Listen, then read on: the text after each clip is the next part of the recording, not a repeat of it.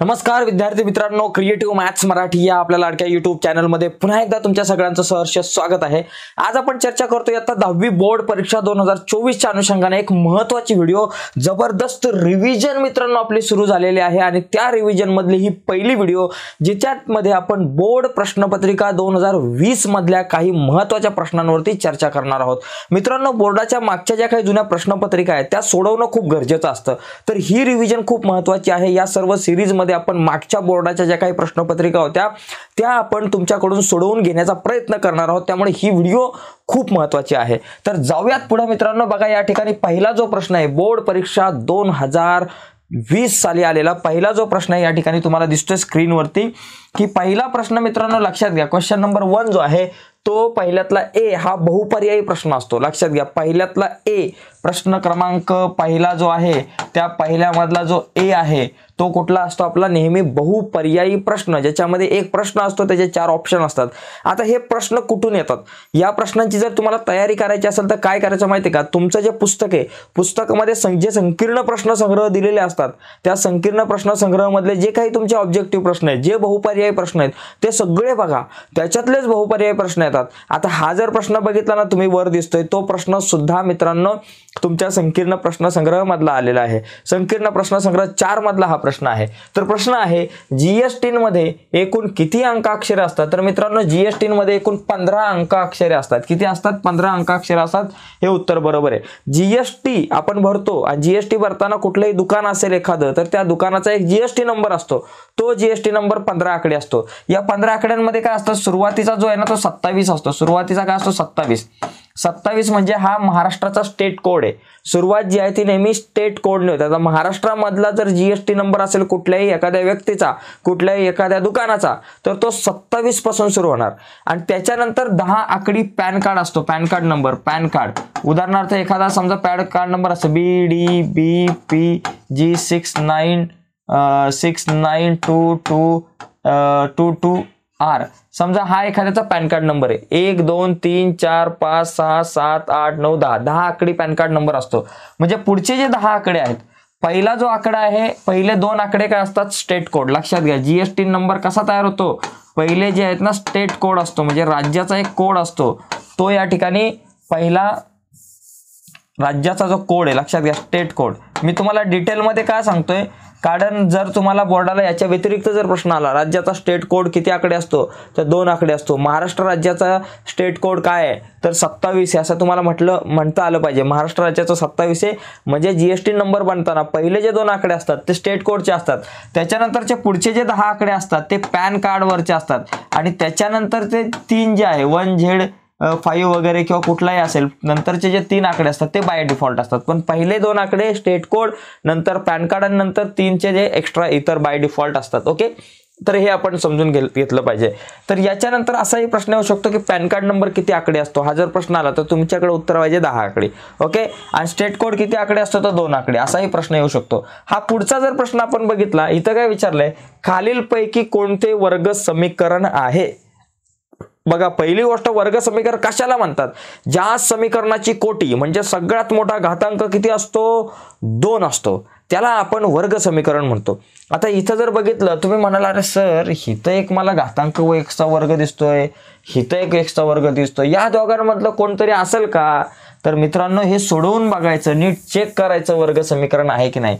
आता याच्यामध्ये हा जो सी ऑप्शन आहे ना हे तर वर्ग समीकरण नसणार आहे, हा तर गेला समजा आपल्या याच्यामधून। पण आता इथं बघा, तुम्ही म्हणाल इथं वर्ग दिसतोय तरी सुद्धा हे वर्ग समीकरण नसू शकतं। का माहितीये का? कारण इथं खाली हा x आहे, तर मी पहिला हा x घालवण्यासाठी काय करतो, या संपूर्ण समीकरणाला x ने गुणतो। कारण ज्यावेळेस वर्ग समीकरण लिहितो त्यावेळेस छेदाला आपल्याला कुठल्याही प्रकारचं चल नकोय। हे चल घालवण्यासाठी मी काय करणार, 5/x गुणिले x वजा 3 गुणिले x 3x आणि बरोबर x वर्ग गुणिले x। आता हा x तर गेला, तर 5 वजा 3x बरोबर x वर्ग गुणिले x काय झालं, x चा घन झाला। मग इथं जर x चा घन असेल तर हे वर्ग समीकरण असेल का? नाही, कारण वर्ग समीकरणाची सगळ्यात मोठी कोटी 2 असते। मग आता आपण b चा जर विचार केला तर हे बघा b वर्ग समीकरण आहे की नाही। आता x ने या x अधिक 5 ला गुणा, x गुणिले x x चा वर्ग अधिक 1 गुणिले 5 5x बरोबर 4, तर हे वर्ग समीकरण आहे. बी ऑप्शन करेक्ट आहे. बाकी आता कुठं बघायची गरज पण नाहीये. तर अशा प्रकारे आपण सांगू शकतो. पण लक्षात घ्यायचं, हा प्रश्न इथं पण येतो आणि 1 मार्काचा जो प्रश्न असतो पहिल्यातला बी, त्याच्यामध्ये सुद्धा या प्रकारचा प्रश्न येऊ शकतो. दिलेले समीकरण वर्ग समीकरण आहे की नाही ओळखा. लक्षात ठेवायचं, जर कोटी 2 असेल तर वर्ग समीकरण आहे, अन्यथा ते वर्ग समीकरण नाही. ओके. आता पुढचा एक प्रश्न बघू आपण. पुढचा आपल्याकडे प्रश्न दिलाय, एक्स व वाय ही चले असलेल्या एक सामायिक समीकरणासाठी dx बरोबर 49, dy बरोबर -63, d बरोबर 7 असेल तर x ची किंमत काढा. मित्रांनो प्रश्न एकदम जबरदस्त आहे, खूप सोपा प्रश्न आहे. बघा या ठिकाणी आपण एक काम करू, x ची किंमत काढायला सांगितले तर x ची किंमत काढायचं सूत्र माझ्याकडे असतं dx भागिले d. लक्षात घ्या, x ची किंमत काढायचं सूत्र dx भागिले d. आता dx ची किंमत किती आहे? 49. इथं लिहा 49 भागिले d ची किंमत किती आहे? 7. किती आलं? 7 49. उत्तर आपल्याकडे आलेलं आहे 7. तर ए ऑप्शन करेक्ट आहे. मित्रांनो इथं ए ऑप्शन जरी करेक्ट असला तरी कधी कधी काय होतं, तुम्हाला आणखी याच्यामध्ये वेगळा प्रश्न कसा विचारला जाऊ शकतो सांगतो. इथं देतील परत हाच प्रश्न देतील, dx 49, dy -63, d बरोबर 7, तर y ची किंमत काढा. जर y ची किंमत विचारली असती तर सूत्र असतं dy भागिले d. dy ची किंमत -63 भागिले d ची किंमत 7. 7 9 63. मग त्यावेळेस काय आलं असतं? -9 उत्तर आलं असतं. तिथे ऑप्शन नाहीये, परंतु y ची किंमत पण विचारली जाऊ शकते. प्रश्न फिरवून विचारला जाऊ शकतो. आता हाच प्रश्न 1 ते 2-3 वेळा येऊन गेला बोर्डाच्या परीक्षेला ऑलरेडी. एका वर्षी x ची किंमत काढायला सांगितलेली, दुसऱ्या वर्षी y ची किंमत काढायला सांगितलेली. ओके. त्यामुळे प्रश्न जे आहेत ते रिपीट होत जातात बऱ्याचदा, ही गोष्ट लक्षात ठेवा. पुढचा प्रश्न बघा या ठिकाणी, प्रश्न क्रमांक 4. ओके. डायरेक्ट बरं 4था प्रश्न बघा. यात काय दिले, जर नंबर ऑफ ए बरोबर 2, पी ऑफ ए बरोबर 1/5, तर नंबर ऑफ एस आपल्याला या ठिकाणी काढायला सांगितलंय. मित्रांनो आपल्याला काय दिलेलं आहे? पी ऑफ ए दिलेला आहे बरं का. पी ऑफ ए म्हणजे संभाव्यता. संभाव्यता काढायचं सूत्र काय? नंबर ऑफ ए भागिले नंबर ऑफ एस. या सूत्राचा वापर इथं करावा लागेल, कारण आपल्याला नंबर ऑफ ए दिलंय, पी ऑफ ए दिलंय आणि नंबर ऑफ एस काढायला सांगितलंय. म्हणजे पी ऑफ ए चं सूत्र आपण वापरू शकतो, कारण तेच सूत्र आपल्याकडे आहे. पी ऑफ ए म्हणजे संभाव्यता काढायचं सूत्र. मग संभाव्यता काढायचं सूत्र काय बाबा? पी ऑफ ए बरोबर नंबर ऑफ ए भागिले नंबर ऑफ एस. आता पी ऑफ ए किती दिलाय? 1/5. मग पी ऑफ ए ची किंमत 1/5 या ठिकाणी इथं लिहून टाकू आणि बरोबर नंबर ऑफ ए किती दिलाय? 2 दिलाय. मग 2 या ठिकाणी लिहून टाका आणि भागिले नंबर ऑफ एस. आता तिरकस गुणाकार करा, 1 गुणिले number of S number of S बरोबर 5 गुणिले 2 5 दुने 10. अशा प्रकारे नंबर ऑफ एस 10, म्हणजे सी ऑप्शन जो आहे तो आपला करेक्ट येईल. आता या प्रश्नांची उत्तर कशी लिहायची ते तुम्हाला सांगतो. बघा ज्यावेळेस उत्तर लिहिताना समजा हा जर 4था प्रश्न असेल तर 4थ्याचं उत्तर सी 10. अशा प्रकारे आपल्याला हे उत्तर लिहायचंय. म्हणजे तो तुमचा ऑप्शन आणि त्याचं उत्तर एवढंच लिहायचंय, बाकी जास्त लिहायचं नाही. काही मुलं काय करतात? फक्त सी लिहितात, काही जण काय लिहितात? फक्त 10 लिहितात. तर दोन्ही सुद्धा चुकीचं आहे. आपल्याला सी 10 अशा दोन्ही याच्यामध्ये उत्तर लिहिता आलं पाहिजे. तर हा पहिल्यातला ए होता. जो प्रश्न आपल्याला किती मार्काला येतो? 4 मार्काला येतो. आणि इथं आपल्याला 4 पैकी 4 मार्क पडले पाहिजेत. आणि हेच प्रश्न कधी कधी 1 मार्काला पण येतात. आता आपण पुढचा जो प्रश्न आहे त्या पुढच्या प्रश्नाकडे बघूयात. हा जर पुढचा प्रश्न आपण बघितला तर यात काय दिलंय? ज्याचे पहिले पद -2 आहे आणि सामान्य फरक सुद्धा -2 आहे, तर त्या अंकगणिती श्रेणीतलं दुसरं आणि तिसरं पद काढा. बघा या ठिकाणी पहिले लिहू आपण बाबा, जे दिलंय ते एकदम इमानदारीत लिहू. ए बरोबर किती बाबा? -2. त्याच्यानंतर साधारण फरक, सामान्य फरक डी बरोबर पण -2 आणि काढायला सांगितलंय दुसरे व तिसरे पद. दुसरे पद म्हणजे T2, तिसरे पद म्हणजे T3. आपल्याला सूत्र पाहिजे माहिती. बघा T2 काढायचं सूत्र काय? T1 अधिक D. ओके. आणि T3 काढायचं सूत्र काय? T2 अधिक D. ही 2 सूत्र आपल्याला माहिती पाहिजेत. ओके. T2 काढायचं T1 अधिक D, T3 काढायचं T2 अधिक D, T4 काढायचं T3 अधिक D, T5 काढायचं T4 अधिक D. अशा प्रकारे ती गाडीच पुढे चालत राहणार. आता T1 अधिक D. T1 किती बाबा? T1 म्हणजे A असतो. लक्षात घ्या, T1 म्हणजे पहिले पद आणि पहिले पद म्हणजे A असतो. A ची किंमत किती? -2 आणि अधिक D ची किंमत किती? -2च आहे बरोबर. आता पुढे काय होईल बाबा?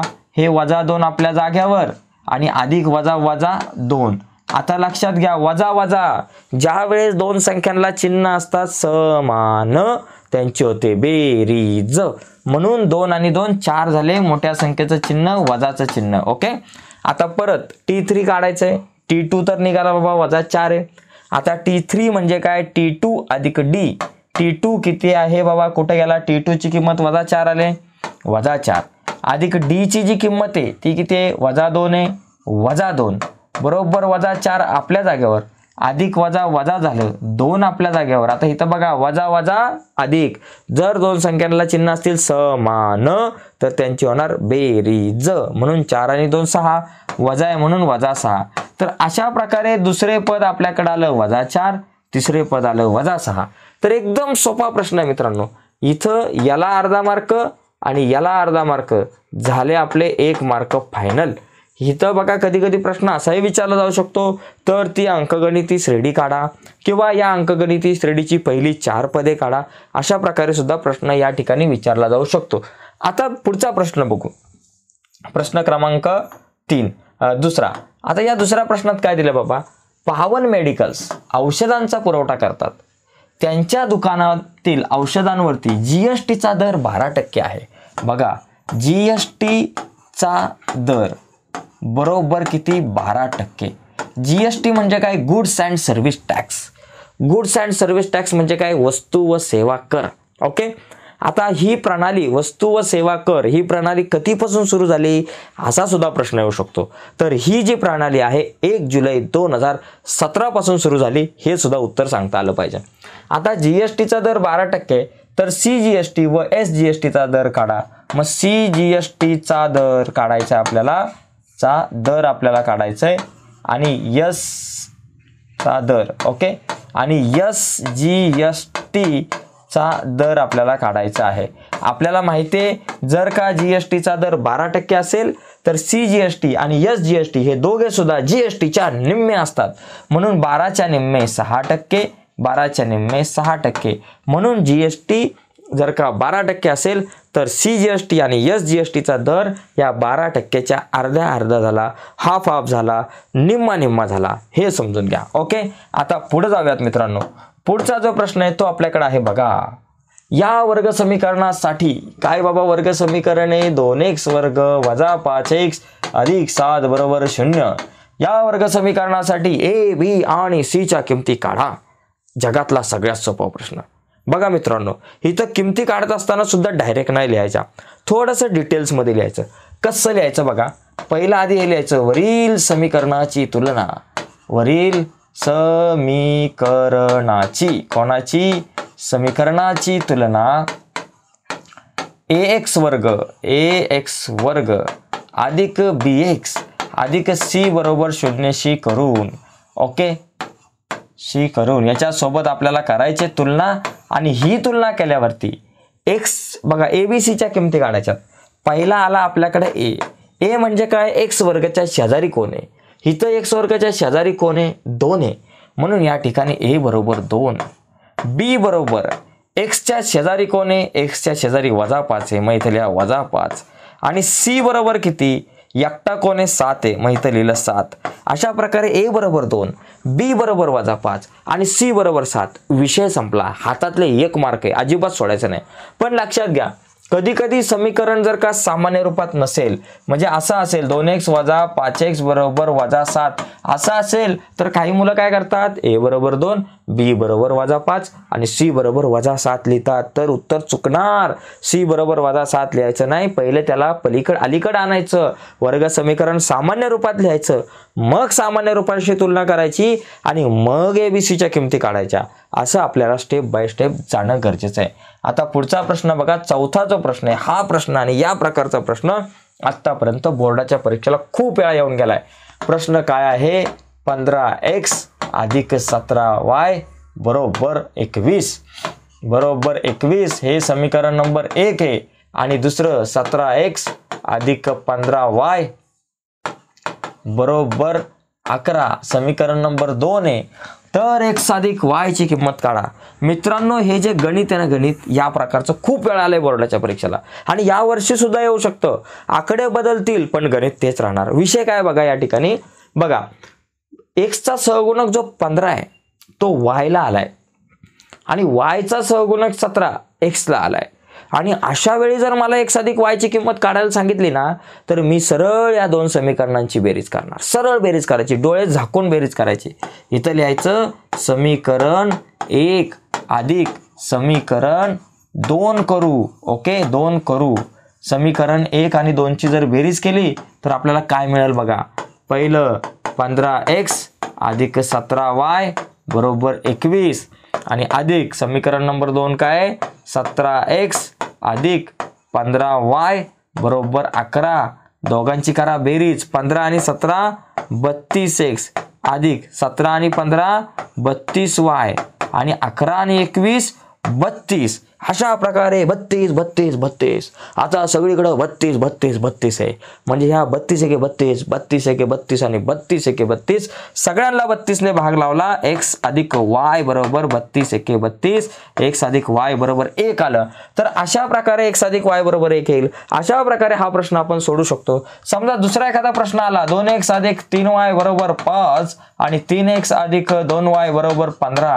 बघा मित्रांनो, सेम गणित आहे.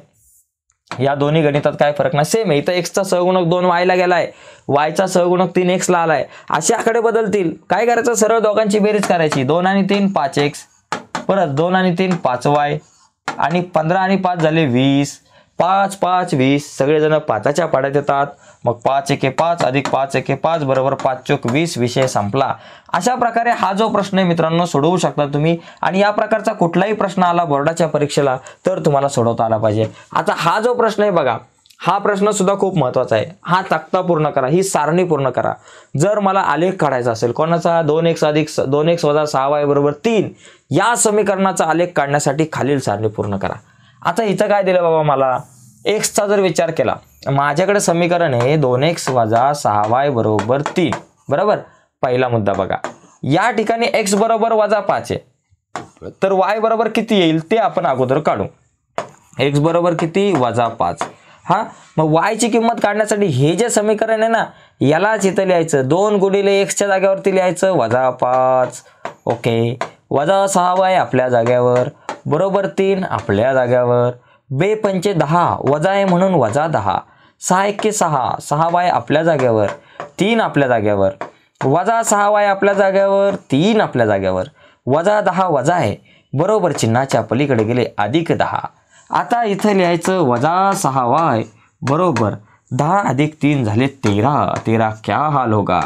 y इज इक्वल टू 13 अपने जगह पे -6 वजा 6 बरोबर चिन्हाच्या पलीकडे गुणिले. इथं हा गुणिले ना वजा 6, इकडे आला भागिले वजा 6. मग y बरोबर किती आलं 13 छेद वजा 6. याचा अर्थ वजा 13 छेद 6 असं आपण म्हणू शकतो. आणि मग इथं काय येईल वजा 5 आणि वजा 13 छेद 6. हे झालं आपला एक गोष्ट पूर्ण. आता दुसरा मुद्दा काय, आता x ची किंमत नाही माहिती, y ची किंमत 0 आहे. आता y बरोबर 0 तर आपल्याला x बरोबर किती हे आपल्याला काढायचंय.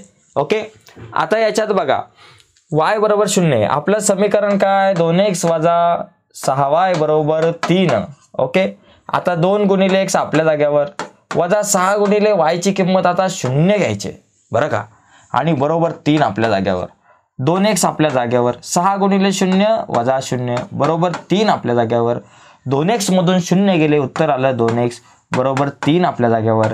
x आपल्या जागेवर 3 आपल्या जागेवर 2 गुणिले इकडे आले भागिले 2 म्हणजे किती आलं 3/2 x ची किंमत आली.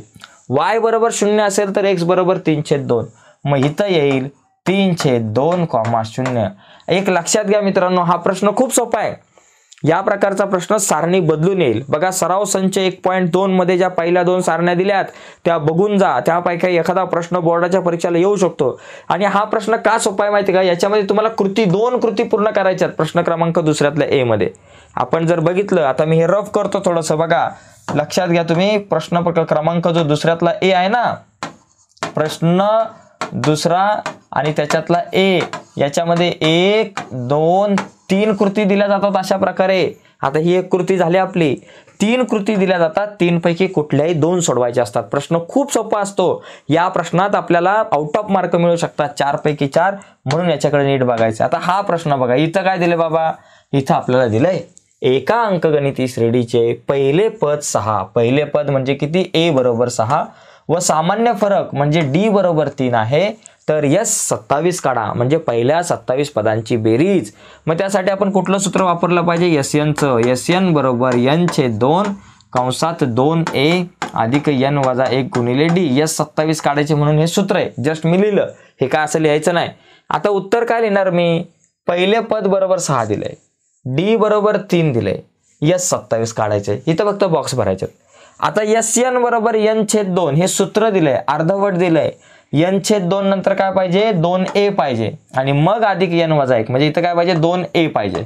झालं, या ब्रॅकेटमध्ये आपल्याला 2a पाहिजे. ठीक आहे. आता इथे बघा, आता इथं यस 27, यस n च्या ऐवजी यस 27 आहे, ते इथं लिहिलंय. n च्या जागेवर 27 भागिले 2 आपल्या जागेवर 2a. 2 गुणिले a ची किंमत किती? 6 आहे, म्हणून इथं लिहिलं 6 दुने 12. डायरेक्ट उत्तर लिहिलं. n ची किंमत 27 वजा 1 आणि d ची किंमत किती? 3 या ठिकाणी लिहू. झालं आपलं उत्तर. आता पुढे बघा, यस 27 बरोबर 27/2 आहे आणि ह्याचं सगळं कॅल्क्युलेशन करून फक्त त्या बॉक्समध्ये लिहायचं. तर याचं कॅल्क्युलेशन काय बाबा? 12 अधिक 27 1 गेला 26 गुणिले 3. बरं, आता मला सांगा 12 अधिक 26 त्रिक किती? 6 त्रिक 18, चला लेख 3 दुने 6 आणि 1 7 78. आता 12 आणि 78 किती झाले बाबा? 90 झाले. 12 आणि 78 90. म्हणजे या सगळ्यांचं कॅल्क्युलेशन केलं की आपल्याकडे उत्तर किती येतं? 90 येतं. म्हणजे इथं काय लिहिलं पाहिजे आपण? 90 लिहिलं पाहिजे या बॉक्समध्ये. ठीक आहे. आणि आता इथं किती? 27 भागिले 2 गुणिले 90. आता 2 आणि 90 ला भाग लावला की 45 येतात. मग इथं लिहायचं 27 गुणिले 45 करून जे उत्तर येईल ते इथं लिहायचं. बरं का. मग आता इथं लिहू 45 गुणिले 27. 27 ने 45 ला गुणा. 7 5 35 5 हातच्याला 3 7 चोक 28 29 30 31. ओके, एक शून्य घेतला. 2 पंचे 10 शून्य हातच्याला 1. 2 दुने 4 2 चोक 8 आणि 8 आणि 1 9 झालं. ओके, 5 1 आणि इथं 9 आणि 3 12 12 15 1215. बरं का, 1215. कधी कधी काय होतं, सूत्र वित्र काय आठवलं नाही तरी तुम्हाला या दोघांचा गुणाकार करून इथं जरी लिहिलं तरी तुम्हाला अर्धा मार्क मिळेल. इथं मार्क कसे असतात सांगतो तुम्हाला. प्रत्येक बरोबर चौकटीला, आता इथं 2a लिहिलं तुम्ही, बरोबर लिहिलं, तुम्हाला इथं अर्धा मार्क मिळेल. या चौकटीतलं उत्तर बरोबर आहे, इथं तुम्हाला अर्धा मार्क मिळेल. या चौकटीतलं उत्तर बरोबर आहे, इथं तुम्हाला अर्धा मार्क मिळेल. इथं काय मार्क देण्याचा विषयच येत नाही. आणि या चौकटीतलं उत्तर बरोबर आहे, इथं तुम्हाला अर्धा मार्क मिळेल. आणि अशा प्रकारे हे सगळे अर्धा अर्धा अर्धा पकडून आपले 2 मार्क होतील. ओके, 4च बॉक्स दिले जातात. या ऍक्टिव्हिटीमध्ये जर तुम्ही बघितलं तर तुम्हाला 4च बॉक्स दिले जातात. ते 4च बॉक्स फक्त भरायचे असतात. त्या व्यतिरिक्त काय जास्त बॉक्स नसतात, त्याच्यामुळे बाकीचे बॉक्स भरायचा प्रश्न येत नाही. ठीक आहे. आता पुढचा एक प्रश्न आपण बघू या ठिकाणी. हा प्रश्न बघा, यात काय दिलंय की योग्य रीतीने पिसलेल्या 52 पत्त्यांच्या कॅटमधून, पत्ते एकूण 52 असतात, एक पत्ता काढला तर पुढील घटनेची संभाव्यता काढा. मित्रांनो, संभाव्यता प्रकरणाकडे जरा नीट लक्ष द्या, कारण हे प्रकरण येतं बोर्डाच्या परीक्षेला 8 मार्काला, 8 मार्काला येतं आणि इथं आपल्याला 8 पैकी 8 मार्क पडू शकतात. ओके, बघा आता काय सांगितलंय की घटनेची संभाव्यता कुठली बाबा? तो पत्ता लाल असणे. आता लाल पत्ते किती असतात? एकूण 26 असतात. पण ठीक आहे, उकल समजा नमुना अवकाश S आहे म्हणून नंबर ऑफ S बरोबर 52, कारण एकूण पत्ते 52 असतात म्हणून नंबर ऑफ S बरोबर इथं आपण 52 घेतलं.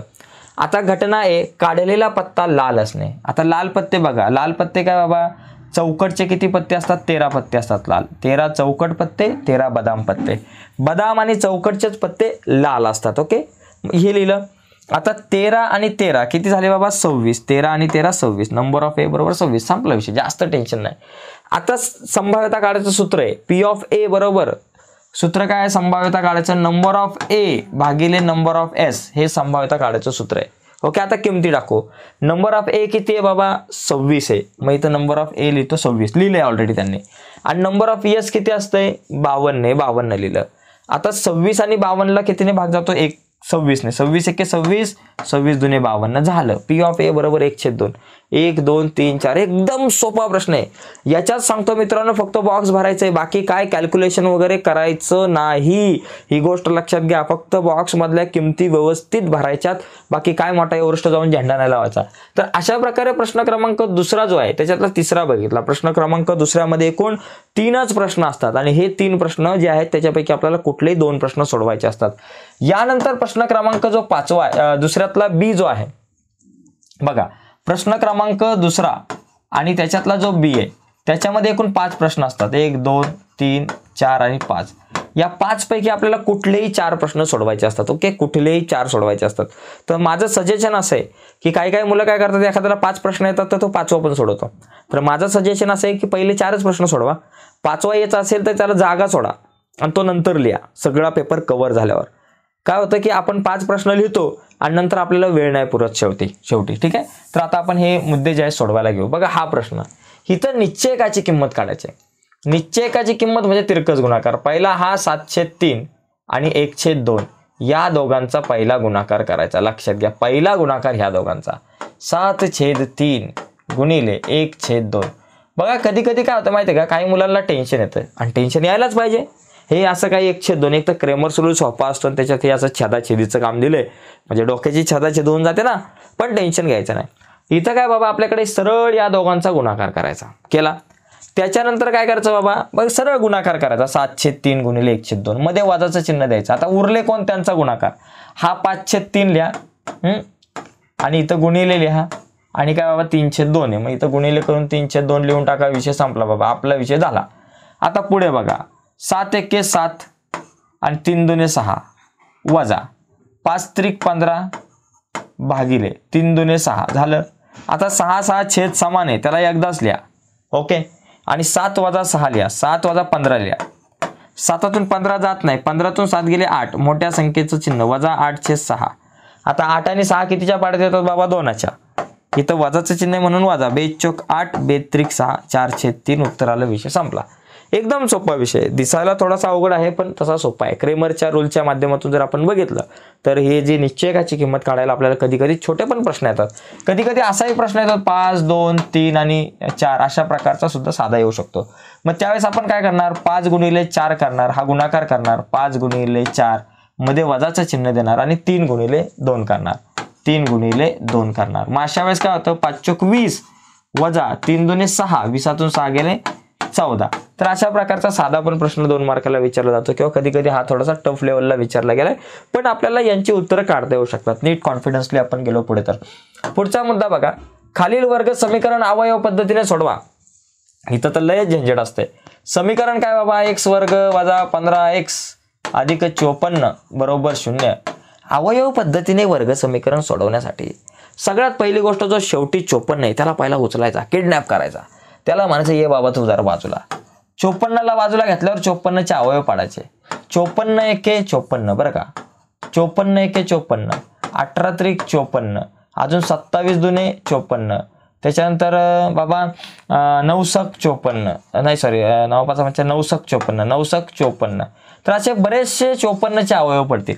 आता यांच्यातून एक फिक्स करायचं आपल्याला. आता इथं 15 दिसतात आपल्याला, गंमत कशी, इथं 15 दिसतात, पण या 15चा जर आपण विचार केला तर 18 अधिक 3 15 होतात आणि 9 अधिक 18तून 3 गेले 15, 18 वजा 3 15 आणि 9 अधिक 6 15. या दोघांची वजाबाकी 15 येते आणि या दोघांची बेरीज 15 येते. आता याच्यातून एक जोडी तर निवडायची, पण नेमकी कुठली निवडायची, तर बघा 54च्या अगोदर कशाचं चिन्ह आहे, अधिक आहे. अधिक कशाचं, अधिक आहे. 54च्या अगोदर अधिकचं चिन्ह म्हणजे बेरीज पाहिजे 15. बेरीज 15 कोणाची येते, 9x आणि 6x यांची बेरीज 15x येईल.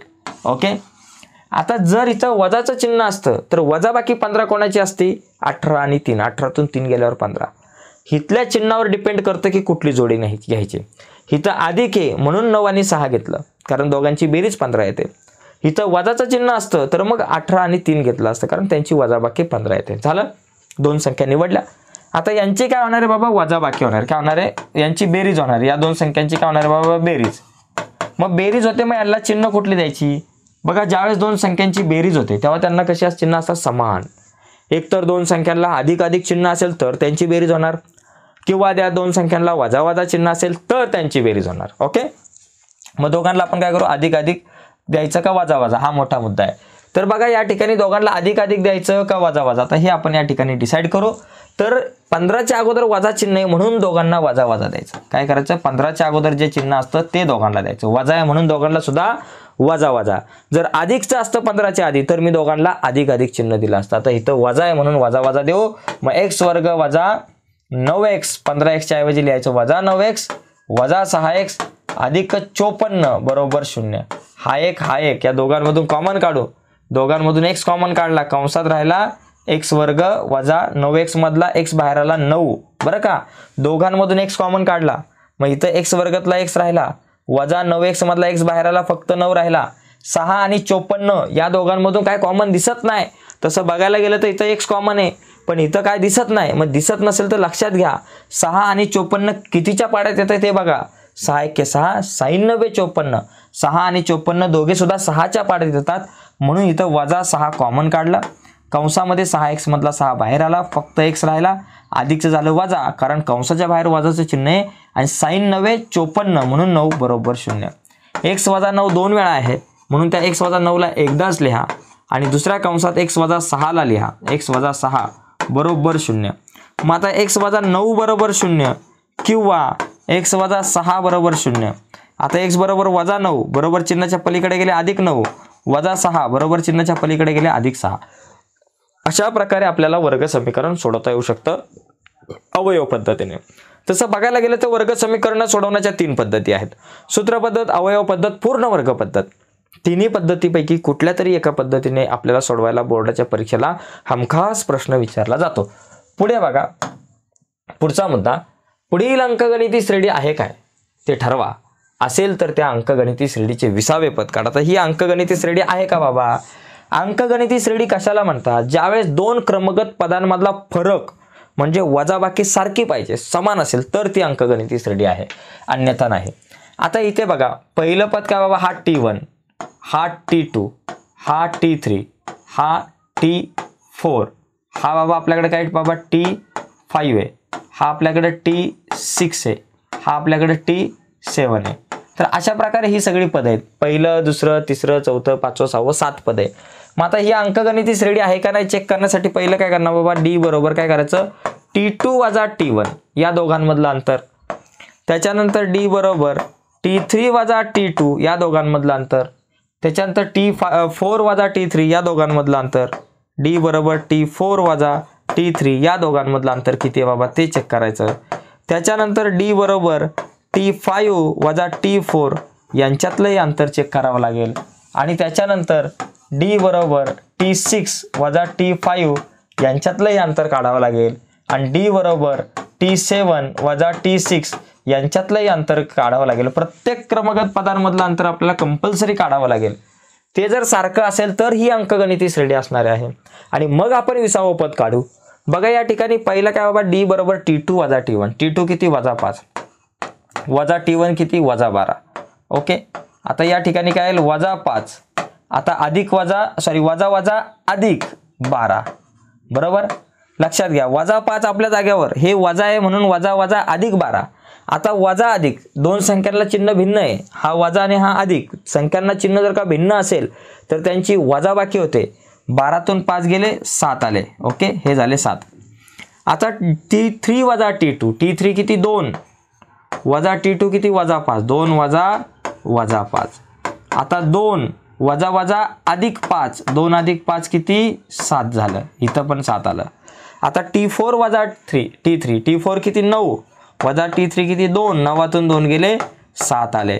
T5 वजा T4. T5 किती बाबा? 16 वजा T4 9. 16तून 9 गेले 7 आले. त्याच्यानंतर T6 वजा T5. T6 किती बाबा? 23 आहे.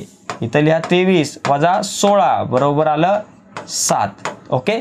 त्याच्यानंतर T7 वजा T6. T7 कुठे गेले? 30 आहे. मग इथं लिहा 30 वजा T6 किती बाबा? 23 आहे. 30तून 23 गेले 7 झालं. सगळीकडे वजा बाकी 7 7 7 आहे. मग येथे साधारण फरक काय बाबा? समान आहे. येथे साधारण फरक स्थिर आहे. येथे साधारण फरक स्थिर आहे. स्थिर आहे बरोबर. म्हणून दिलेली क्रमिका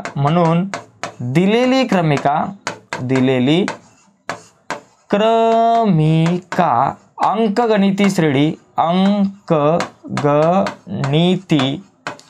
आहे. हे असं लिहिणं खूप गरजेचं आहे बाबा. ही अंकगणिती श्रेणी आहे. आता काय सांगितलं की बाबा जर अंकगणिती श्रेणी असेल तर 20वे पद काढा. मग आता काय करू? आता 20वे पद काढू. आता 20वे पद म्हणजे काय बाबा? T20 काढू. 20वे पद म्हणजे काय? T20. आता इथं ए बरोबर किती, ए म्हणजे पहिले पद किती बाबा, इथं -12 दिसतोय. ओके, -12. आणि डी म्हणजे काय, साधारण फरक जो किती आलाय आपल्याकडं 7 आलाय, सगळीकडे वजाबाकी 7 7 7, हम 7 7 आहे.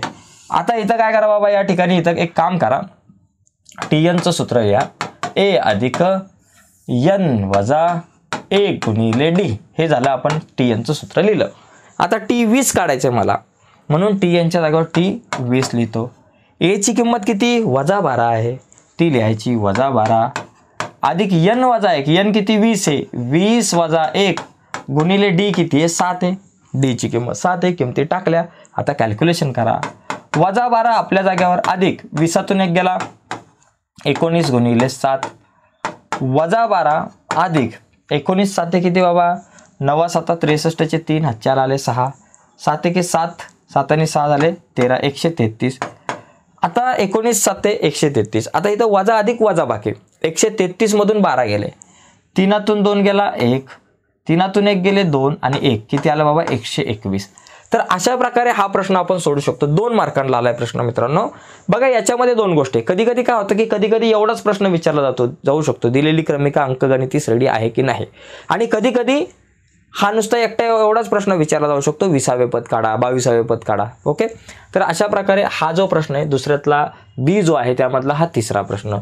त्याच्यानंतर आपण पुढचाही प्रश्न बघूयात. हा जो चौथा प्रश्न आहे बघा या ठिकाणी, यातला जो चौथा प्रश्न आहे तो पण आपण या ठिकाणी बघूयात. काय दिलंय, अंकांची पुनरावृत्ती न करता 2 3 5 7 9 या अंकांपासून 2 अंकी संख्या तयार केली तर ती संख्या विषम असेल या घटनेची संभाव्यता काढा. बघा मित्रांनो, पहिली गोष्ट मला काय करायचं, नमुना अवकाश लिहिणं खूप गरजेचं आहे. या ठिकाणी नमुना अवकाश लिहायचा, सावकाश, अवकाश, नमुना अवकाश. आता इथं मला काय करायचं आहे की 2 अंकी तयार करायच्या संख्या, अंकांची पुनरावृत्ती करता 2 3 5 9, बघा 2 3 5 9 यांच्यापासून एक पुनरावृत्ती न करता सांगितलं बरं का. 2 अंकी संख्या तयार करायची, मग जितक्या जास्तीत जास्त शक्यता आहेत त्या सगळ्या शक्यता इथं लिहायच्या. आता इथं कसं तयार करायचं सांगतो. आपण 2 पासून सुरुवात करू. सुरुवातीला मी 2 लिहिलं, तर 2च्या पुढं 22 नाही लिहू शकत, कारण अंकांची पुनरावृत्ती म्हणजे 22 नंबर नाही पाहिजे, 33 नाही पाहिजे, असे नंबर नाही पाहिजे. मग 2च्या पुढं बाबा 3 लिहा, नंतर 2च्या पुढं 5 लिहा, मग 2च्या पुढं 7 लिहा, आणि मग 2च्या पुढं 9. म्हणजे 2च्या पुढं 3 लिहिले, 5 लिहिले तर 25 झाले, 7 लिहून 27 झाले, 9 लिहून 29 झाले. आता झालं 2च्या पुढं, 2ला सुरुवातीला घेऊन झालं. आता 3ला घ्या सुरुवातीला, 3च्या पुढं 2 लिहा, 3च्या पुढं 3 नाही लिहायचे, 33 नकोय, मग 5 लिहा, 3च्या पुढं 7 लिहा, आणि 3च्या पुढं 9 लिहा. झालं. आता काय करा, 5 घ्या, 5च्या पुढं पहिले 2 लिहा, 5च्या पुढं नंतर 3 लिहा, नंतर 5च्या पुढं काय लिहायचे, 7 आणि 5च्या पुढं 9, 5च्या पुढं 7 आणि 5च्या पुढं 9. आता त्याच्यानंतर काय करा, 7ला अगोदर घ्या, 7च्या पुढं हे 2 आहे म्हणून 2 घ्या, 7च्या पुढं 3 घ्या, 7च्या पुढं 5 घ्या, आणि 7च्या पुढं 7 घेऊन 77 घ्यायचे नाही, कारण अंकांची पुनरावृत्ती नकोय. 75 झाले, त्याच्यानंतर 79, 7च्या पुढं 9 घ्या. आता 9 पासून सुरुवात करा. 9च्या पुढं 2 घ्या, 9च्या पुढं 3 घ्या, 9च्या पुढं 5 घ्या, 9च्या पुढं 7 घ्या. जय महाराष्ट्र, संपला विषय. म्हणजे 9च्या पुढं 2 घेतलं, 3 घेतलं, 5 घेतलं, 7 घेतलं. अशा प्रकारे 92 93 95 97 संख्या तयार झाल्या. आणि इथं नंबर ऑफ एस जो आहे तो किती झाला, 1 2 3 4, 4 2 8 2 16, आणि इथं 20. नंबर ऑफ एस बरोबर मला मिळाला 20. आता जी काही घटना आहे, घटना जी आहे तिला आपण ए म्हणू. घटना काय सांगितलं बाबा, विषम संख्या मिळेल, ती संख्या विषम असण्याची संभाव्यता. मग इथं याचा विषम संख्या मिळणे, विषम संख्या मिळणे, विषम संख्या मिळणे. ठीक आहे. आता विषम संख्या म्हणजे काय की बाबा ज्या संख्यांना ए मध्ये आपण लिहिणार, की बाबा ज्या संख्यांना 2ने भाग जात नाही अशाला विषम म्हणतात. मग बघा 23 विषम आहे, 25 विषम आहे, 27 विषम आहे, 29 विषम आहे, 32 सम आहे, 35 विषम, 37 विषम, 39 विषम, 52 समसंख्या आहे, 53 57 59, 72 विषम संख्या आहे, 73 75 79, 92 विषम संख्या आहे, 93 95 97, सॉरी 92 समसंख्या आहे, 93 95 97 ही विषम संख्या आहे. ज्या संख्यांना 2ने भाग जात नाही त्या विषम संख्या. मग या कुठल्या, 23 25 27 29. ओके. त्याच्यानंतर 35 37 39. त्याच्यानंतर 53, 57 आणि 59 बरोबर. त्यानंतर किती 73, 75 आणि 79 आणि त्यानंतर 93, 95 आणि 97. ओके, या सगळ्यांना आपण या ठिकाणी काय केलं, लिहून काढलं. ठीक आहे, सगळ्यांना, या सगळ्या विषम संख्यांना तिथं लिहिलं. मग आता नंबर ऑफ ए बरोबर मला काय मिळालं, किती आहेत, 1 2 3 4 5 6 7 8 9 10 11 12 13 14 15 16. नंबर ऑफ ए बरोबर 16 मिळालं. आता याची संभाव्यता काढायची. संभाव्यता काढायचं सूत्र काय बाबा, पी ऑफ ए बरोबर नंबर ऑफ ए भागिले नंबर ऑफ एस. हे सूत्र माहिती पाहिजे. मगाशी आपण बघितलंय नंबर ऑफ ए किती आहे, 16 आहे. मग इथं लिहिलं आपण नंबर ऑफ ए ची किंमत 16 भागिले नंबर ऑफ एस किती, इथं नंबर ऑफ एस 20 काढले म्हणून 20. 16 आणि 20 4च्या पाड्यात येतात. 4 बरं का, 4 चौक 16 4 पंचे 20 म्हणजे किती आलं, 4/5. म्हणजे विषम संख्या मिळण्याची संभाव्यता 4/5. बघा या ठिकाणी एक लक्षात घ्या, कधी कधी प्रश्न असाही विचारला जाऊ शकतो, विषमच्या ऐवजी समसंख्या मिळण्याची संभाव्यता काढा. मग समसंख्या कुठल्या, मग त्यावेळेस आपण घेतलं असतं 32, 52, 72, 92 या समसंख्या. किंवा असाही प्रश्न विचारला जाऊ शकतो 90च्या पुढची संख्या, मग 92, 93, 95, 97. 5च्या पाड्यातली संख्या, मग 25 घेतलं असतं, 35 घेतलं असतं, 75 घेतलं असतं, 95 घेतलं असतं. अशा प्रकारे संख्या आपल्याला इथे विचारले जाऊ शकतात. अशा प्रकारे प्रश्न फिरवून फिरवून विचारले जाऊ शकतात. चौथ्यानंतर 5वा जो प्रश्न आहे हा पण खूप महत्त्वाचा आहे. 5वा प्रश्न बघा, हा बघा इथं सूत्राचा वापर करून बहुलक काढा. हा खूप जबरदस्त प्रश्न आहे. इथं बहुलक काढा. इथं अशा प्रकारे तसं बघायला गेलं ते बहुलक काढायला आपण सारणी वगैरे दिलेली जाते. 3-4 मार्काला तो प्रश्न येतो. परंतु कधी कधी 2 मार्काला फक्त सूत्र वापरून ऑलरेडी या सगळ्या किमती ज्या आहेत F1, F0, F2च्या किमती दिलेल्या असतील, L ची H ची किंमत दिलेली असेल, त्याच्यावरून बहुलक काढा अशा प्रकारचा प्रश्न येऊ शकतो. याच्यामध्ये मध्यक काढायला पण विचारला जाऊ शकतो, मध्य काढायला सुद्धा विचारला जाऊ शकतो. बघा आपलं बहुलकाचं जे सूत्र आहे, बहुलक बरोबर L अधिक कंसामध्ये F1 वजा F0. ठीक आहे, त्याच्यानंतर 2F1 वजा F0 वजा F2 आणि गुणिले H. हे सूत्र पाठ पाहिजे. बहुलक काढायचं हे सूत्र आहे. L ची किंमत किती 10, इथं लिहिलं 10 अधिक F1 वजा F0. F1 70, F0 किती 58. 70 वजा 58 भागिले 2 गुणिले F1. F1 किती बाबा 70 आहे, वजा F0. F0 किती 58 आहे, वजा F2 किती 42 आहे, कंस पूर्ण आणि गुणिले H. H ची किंमत शेवटी दिलेली आहे 2 दिली. ठीक आहे, आता पुढे काय होतील 10 आपल्या जागेवर अधिक 78 मधून 70 मधून 58 गेले 12. 70 दुने किती झाले बाबा 140 वजा 58 आणि 42 झाले 100 कंस पूर्ण आणि गुणिले आपले 2. आता 10 अधिक हे 12 आपल्या जागेवर. आता 140 मधून आपल्याकडे 100 गेले, किती राहिले 40 राहिले आणि गुणिले आपले 2. ओके, आता याच्यानंतर इथं कॅल्क्युलेशन जर आपण केलं तर इथं काय होईल बाबा, 2 1 बे 2 2 4 म्हणजे 20 येतील या ठिकाणी. म्हणजे 10 अधिक 12 भागिले 20. 12 आणि 20ला कितीने भाग जातो, 2 किंवा 4 भाग जाईल. बघा 4 त्रिक 12, 4 पंचे 20. मग आता या ठिकाणी आपण काय करू की 5ने 3ला भाग लावू. बरं का, मग इथं लिहायचं 10 अधिक 5ने भाग लावला 3ला, 5 भागिले 3. इथे घेतले 0 पॉईंट घेतले, इथे घेतले 0, 5 36 0.6. 10 अधिक 0.6 किती झाले 10.6. अशा प्रकारे 10.6 आपल्याकडे येतील. म्हणजे अशा प्रकारे आपण हा 5वा प्रश्न पण बघितलेला आहे. ओके, तर मित्रांनो आजच्या या व्हिडिओमध्ये आपण इथं थांबू. आज काय बघितलं आपण, गणित भाग 1चं जी काही प्रश्नपत्रिका आहे 2020च्या, त्याच्यामधला प्रश्न क्रमांक पहिला आणि दुसरा. पहिल्यातला AB, दुसऱ्यातला AB. बघा मित्रांनो हा प्रश्न का सोपा आहे माहिती आहे का, हे दोन्ही. पहिल्यातला A जो आहे बघा नीट लक्षात घ्या, प्रश्न पहिला जो आहे त्याच्यातला A. ओके, A जो आहे त्याच्यामध्ये आणि B आहे. A 4 मार्काला, B 4 मार्काला. प्रश्न दुसरा जो आहे त्याच्यामध्ये सुद्धा AB असतो. तिथं A 4 आणि B 8. आता इथं 8 मार्क आणि इथं 12 मार्क. तर हे 12 आणि 8 झाले 20 मार्क. हे 20 मार्क पहिल्या 2 प्रश्नांलाच आहे. त्याच्यामुळे हे खूप महत्त्वाचे आहेत आणि आपल्या हातातले मार्क आहेत. ठीक आहे, याचा स्क्रीनशॉट हवा असेल तर तुम्ही घेऊ शकताय. येस, तर मित्रांनो आजच्या व्हिडिओमध्ये आपण इथंच थांबूयात. पुढच्या व्हिडिओमध्ये आपण प्रश्न क्रमांक 3, 4 आणि 5 इथून पुढचे जे काही प्रश्न आहेत ते आपण बघण्याचा प्रयत्न करू. तर व्हिडिओ नक्कीच आवडली असेल तर व्हिडिओला लाईक करा. नवीन असाल तर चॅनल सबस्क्राईब करून त्या बाजूला असलेलं बेलचं बटन दाबा, जेणेकरून मी अपलोड केलेल्या प्रत्येक नवीन व्हिडिओची नोटिफिकेशन तुमच्यापर्यंत पोहोचेल। आणि सगळ्यात महत्त्वाची गोष्ट मित्रांनो, गणितामध्ये जर तुम्हाला चांगले मार्क मिळवायचे असतील, गणिताचा अभ्यासच झाला नसेल तुमचा काही, तर आपण एक आपला ॲप बनवलेला आहे। त्या ॲपवरती एक कोर्स बनवला आहे गणिताचा तुमच्यासाठी। त्या कोर्समध्ये गणित भाग 1 आणि 2च्या इम्पॉर्टंट प्रश्नांच्या व्हिडिओज आपण अपडेट केलेले आहेत। ओके, तर त्या कोर्समध्ये जा। पहिली गोष्ट, आपला ॲप डाउनलोड करा, जो तुम्हाला प्ले स्टोअरवरती मिळेल, क्रिएटिव्ह मॅथ्स मराठी, किंवा या व्हिडिओच्या खाली डिस्क्रिप्शनमध्ये मी त्या ॲपची लिंक तुमच्यासोबत शेअर करतो। त्या ॲपवरती जा, ॲप डाउनलोड करा आणि त्याच्या प्ले स्टोअरवरती जाऊन ॲप डाउनलोड करा आणि आपला जो कोर्स आहे तो परचेस करा। फक्त 499 रुपयाचा कोर्स आहे। त्याच्यामध्ये गणित भाग 1 आणि 2च्या इम्पॉर्टंट प्रश्नांच्या व्हिडिओ तुम्हाला बघायला मिळतील। ओके, तर आज आपण इथंच थांबू। बाय मित्रांनो, धन्यवाद।